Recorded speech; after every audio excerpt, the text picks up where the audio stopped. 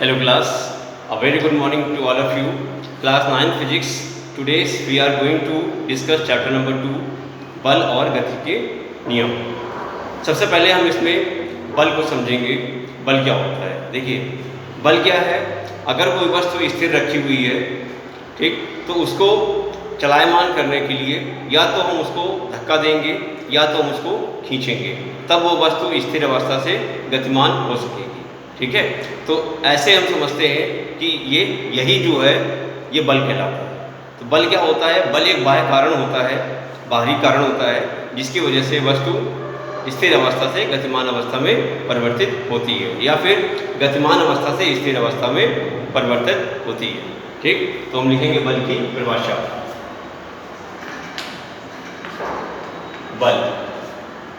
बल क्या है? बल वह बाह्य कारण है। बल वह बाह्य कारण है। बल वह बाह्य कारण है जो किसी वस्तु की विरामावस्था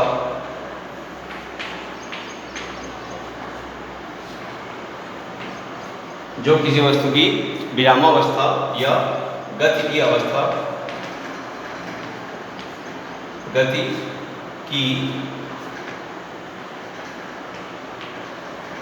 में परिवर्तन करता है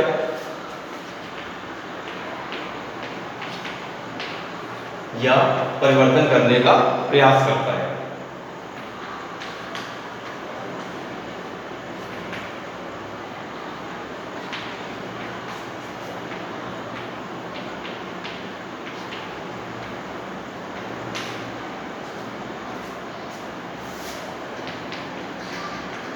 बल एक सदिश राशि है।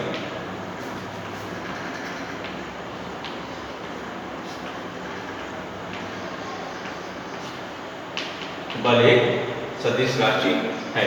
तो बल वह बाह्य कारण है जो किसी वस्तु की विराम की अवस्था या गति की अवस्था में परिवर्तन करता है या परिवर्तन करने का प्रयास करता है। ठीक है, गति की अवस्था को या तो वो चेंज कर देगा, विराम की अवस्था को या तो वो चेंज कर देगा या वो चेंज करने का प्रयास करेगा। ठीक, तो इसी को हम कहते हैं बल, यानी कि फोर्स है ये। ठीक है, बल जो होता है एक सदिश राशि होती है। ओके, बल क्या है? एक सदिश राशि है। इसके बाद बल के प्रभाव।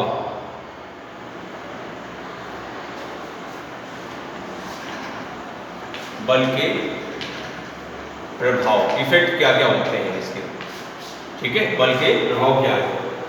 बल लगाने से किसी वस्तु का आकार में परिवर्तन किया जा सकता है। बल लगाने से किसी वस्तु के आकार में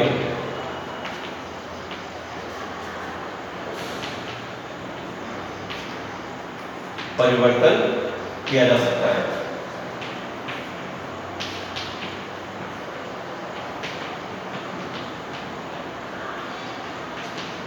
ओके, किसी वस्तु में अगर हम बल लगाएंगे तो उसके आकार में परिवर्तन हो जाएगा। जैसे मान लिया रबड़ की गेंद है, ठीक, उसको हम अगर बल लगाएंगे, फोर्स लगाएंगे तो वो पिचक जाएगी। ठीक, तो इसका मतलब आकार क्या होगा? उसका चेंज हो गया। ठीक है, और नंबर दूसरा, ये नंबर 1 है आपका। नंबर दूसरा है किसी गतिशील वस्तु की चाल को बल के द्वारा परिवर्तित किया जा सकता है।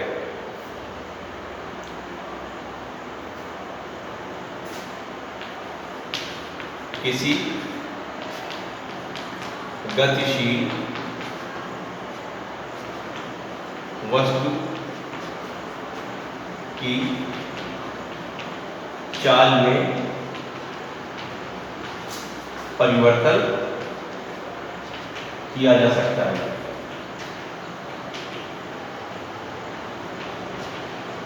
ओके, कोई मान लो साइकिल वाला जा रहा है, कोई गतिशील वस्तु है, ठीक, तो उसको अगर हम पीछे से धक्का दे देंगे तो उसकी स्पीड क्या हो जाएगी? बढ़ जाएगी, तो चाल में परिवर्तन हो गया। ठीक, और अगर हम उसको किसी कोई साइकिल वाला जा रहा है, उसकी अगर हम साइकिल को खींच लेंगे तो उसकी स्पीड में क्या हो जाएगी, कमी हो जाएगी।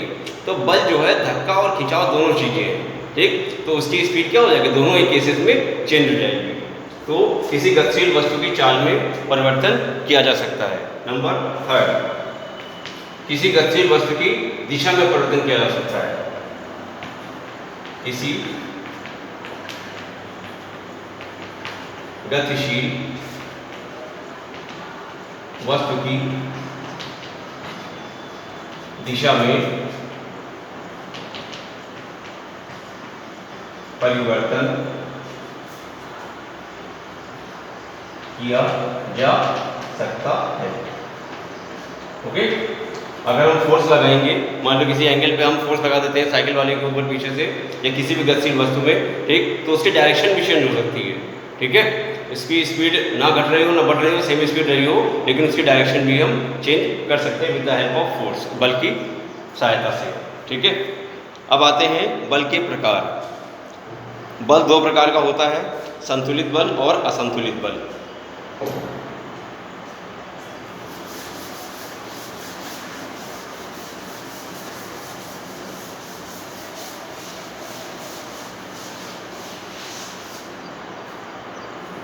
बल के प्रकार,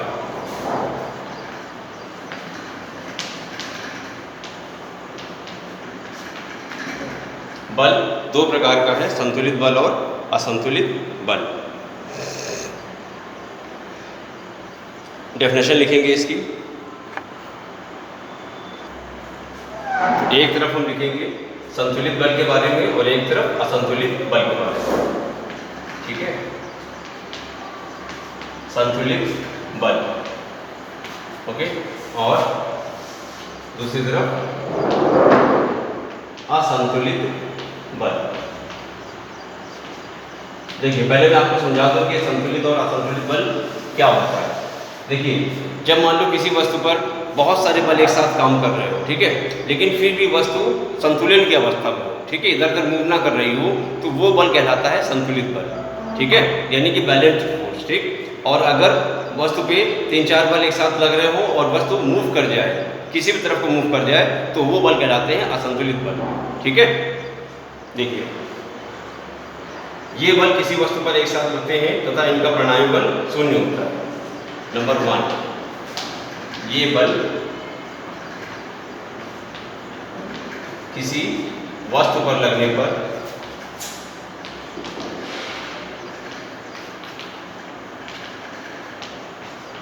परिणामी बल क्या होता है, 0 होता है।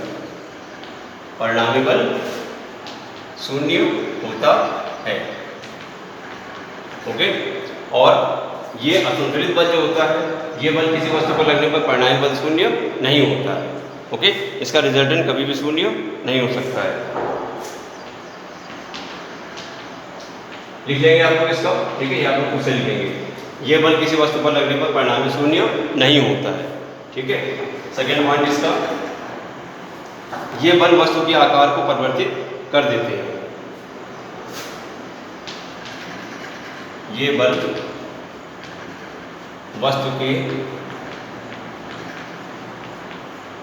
आकार को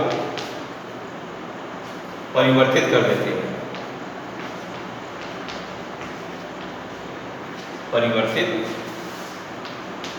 कर देते हैं। और जो असंतुलित बल होते हैं, ये वस्तु के आकार में परिवर्तन नहीं कर पाते हैं, ठीक है। ये वाला पॉइंट आपको सेकंड पॉइंट खुद से लिखिएगा, ठीक है। थर्ड नंबर इसका, ये बल विरामावस्था की वस्तु को गतिशील नहीं कर सकता है। ये बल विरामावस्था की वस्तु को गतिशील नहीं कर सकता है।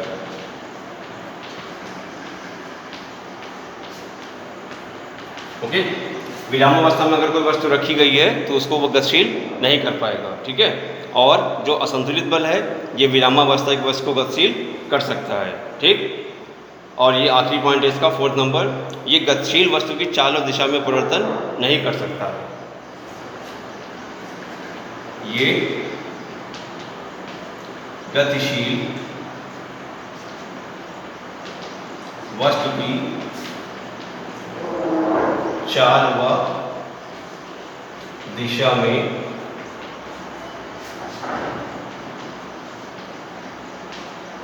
परिवर्तन नहीं कर सकता है।